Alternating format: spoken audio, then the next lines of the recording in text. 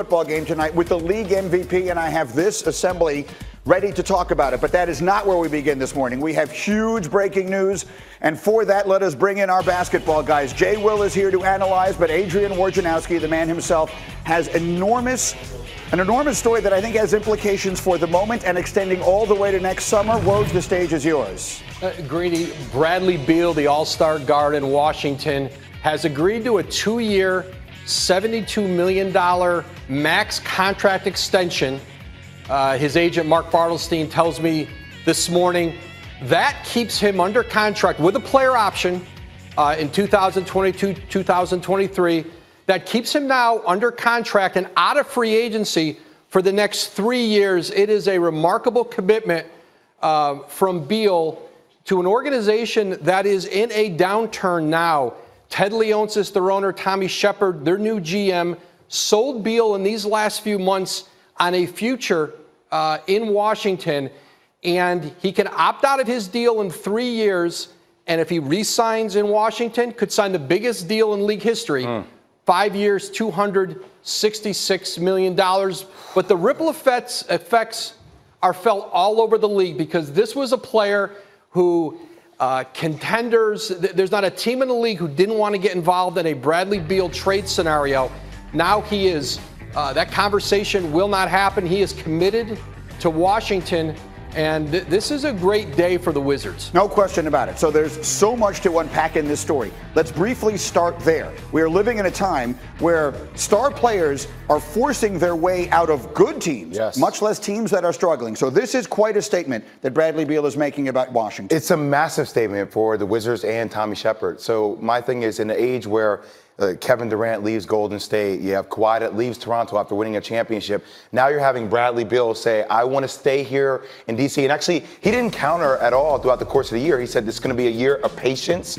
I have to reevaluate all my decisions, but I want to be here. That says huge statement for the Washington Wizards. Look, I mean, we're at a time where football players are forcing their way out of teams they don't want to be on anymore. So Bradley Beal makes the huge commitment to stay in Washington. They'll rebuild around him. In the meantime, let's put some names to the teams that you think are very disappointed this morning, Woj. Who is it out there that thought they were very much in contention to get Bradley Beal and thought he was the missing piece for a championship?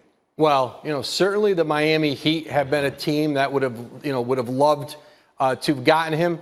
The Lakers, teams like the Clippers, the Brooklyn Nets, the Boston Celtics, anybody who has assets eventually would have tried to get involved in Washington with Bradley Beal. Teams have been calling for months. When Tommy Shepard took over this team in July as GM from the interim job, this was something no one saw coming. The feeling around the league was eventually Beal would push his way out like a lot of other players had. But Mark Bartelstein told me this morning, from the very beginning, Bradley Beal told him, I want to make it work in Washington. And Bartelstein, Beal, Ted Leonsis, Tommy Shepard, multiple meetings over the last few months, and Leonsis, Shepard sold him on a vision of rebooting this organization. Remember, they still have John Wall on a massive contract. He is probably going to miss this whole season, but there's some young pieces there, Thomas Bryant, who they will start to try to reshape this roster around. So let's just think this through for a moment here. There are no huge free agents that we expect to be available next summer. Take the name Anthony Davis out of that. He's not going anywhere. He's staying in L.A.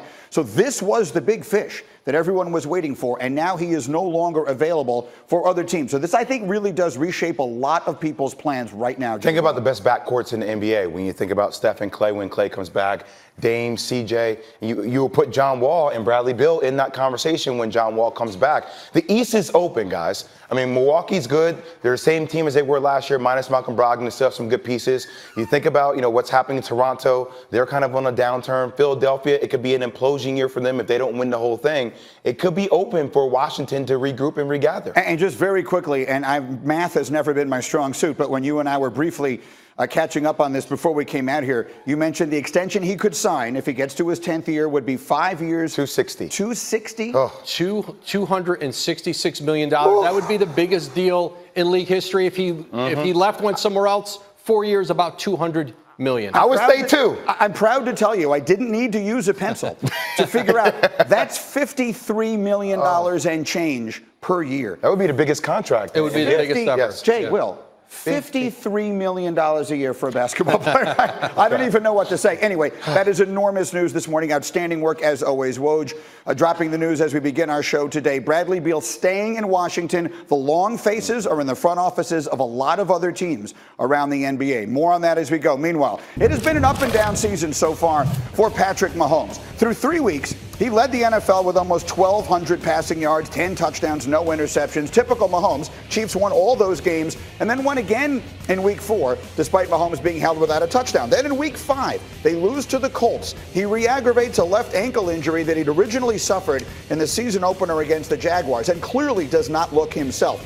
He was able to play the following week in the showdown game against Deshaun and the Texans, but Kansas City suffered its second straight home loss after starting 4-0, and Mahomes did throw his first interception of this season. And so there is this sort of feeling out there across the NFL that there's a blueprint now for how to beat the Kansas City Chiefs, who will start the NFL weekend tonight, as mentioned, at Denver in a divisional game. So, D. Wood, right now, I never would have thought I'd hear myself say this, but does this feel like a very important game for Kansas City on the road? Absolutely. You've lost 2 straight home games, and now you're coming up against a divisional opponent in Denver Broncos who's also won 2 games. So the Kansas City Chiefs, their defense, they can't stop the run at all. They're 30th in rush defense. Phillip Lindsay is getting back on track. So, and the Denver Broncos defense is playing pretty good football. So this is a game that everyone needs to watch for. Yeah, to me, the Broncos smell blood in the water. And Greeny, in football, a lot of it is, do we even have the talent to beat this team? Teams go into games against the Chiefs realizing, man, we ain't got it. We ain't got what it takes. If I'm the Broncos and any other team, you're seeing the Chiefs have lost 2 straight games. I smell blood in the water. Now's the time to attack. You know, I think that there was a feeling coming into this season that the AFC was a 2-horse race, that it was New England, it was Kansas City, and everyone else was trying to figure out where they fit into that. Patriots have held up their end of the bargain. Are the Chiefs that team right now? Are the Chiefs on a level with the Patriots, or are they closer to everybody else? I think I'm not ready to write the Chiefs off just yet. I think when they are healthy, I still have the Chiefs right there with the Patriots. My problem is that's such a big if. You know, you can't recover from an injury midseason. Most of all players are to some degree hurt, but it matters when it's your quarterback. Greeny, when it's Patrick Mahomes, he started off the season, I believe, 11 touchdowns through 4 games, something along those lines. He has 4 touchdowns in the last 3. He's ailing, and the Chiefs go as Pat Mahomes goes. And even take that out of the equation, look at the lay of the land. The last 2 weeks did significant damage. Those were home losses to teams that they could face in the playoffs, in Indianapolis and Houston, that they could conceivably be in a situation where they're in a tiebreaker and one of them gets the 2 seed and a bye, and the Chiefs have to take the 3 seed and a wild card game. So those are 2 bad losses that are going to stick regardless of how healthy he is. That is our NFL insider extraordinaire, Dan Graziano, and I want to spin this to the other important piece of this game tonight. If the Chiefs lose, then everything feels up for grabs. If the Broncos lose, which I think is the more expected outcome here, Denver then falls to 2-5, and we will be about a week and a half away from the NFL trade deadline, and the name Von Miller, superstar pass rusher, will start to be spoken very loudly in league circles. There are a couple people on Denver's roster that trades teams have an eye on for trade acquisitions, but obviously the biggest one would be Von Miller. It's a very interesting situation. Denver is telling teams at this point he is not available, but you mentioned we're still 12 days away.